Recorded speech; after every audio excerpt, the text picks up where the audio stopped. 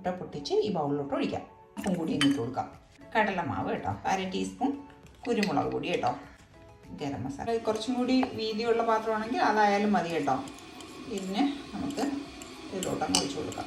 ഇനി ഒന്ന് ആവി കയറ്റി വേവിച്ചെടുക്കുകയാണ് ഞാൻ ചെയ്യുന്നത്. ഇഡ്ഡലി പാത്രത്തിലാണ് ഞാൻ വയ്ക്കുന്നത്. നിങ്ങളല്ലാതെ നമ്മുടെ സാധാ ബൗളുണ്ടല്ലോ, ബൗളിനകത്ത് ഒരു റിങ് ഇറക്കി വെച്ചിട്ട് നമ്മൾ കേക്കൊക്കെ ബേക്ക് ചെയ്തെടുക്കൂലേ, ആ ഒരു രീതിയിൽ അങ്ങനെ ചെയ്തെടുത്താലും മതി കേട്ടോ. ഇങ്ങനെ മറിച്ചിടുമ്പോൾ തന്നെ ഇതിങ്ങനെ ആയിക്കോളും. കട്ട് ചെയ്തെടുക്കണം. നമുക്ക് കറി ഉണ്ടാക്കി തുടങ്ങാം. ഞാൻ ആദ്യം ഒരു പാൻ അടുപ്പത്ത് വെച്ചിട്ടുണ്ട്. വെള്ളം ഒഴിച്ച് കൊടുക്കാം കേട്ടോ. ഒരു സവാള സ്ലൈസ് എടുത്താൽ ഈ വെളുത്തുള്ളി ഒരു ചെറിയ പീസ് ഇഞ്ചിയും കൂടി ഒന്ന് ചതച്ച് വെച്ചിട്ടുണ്ട്. അത് കൂടി അതിലേക്ക് ഇട്ട് കൊടുക്കാം. മഞ്ഞൾപ്പൊടി, മുളക് പൊടി, മല്ലിപ്പൊടി, ഗരം മസാല, ഒരു തക്കാളിക്ക് ചൂടുവെള്ളം കൊടുത്തിട്ട് ഇങ്ങനെ ഉപ്പിട്ട് കൊടുക്കുന്നത്.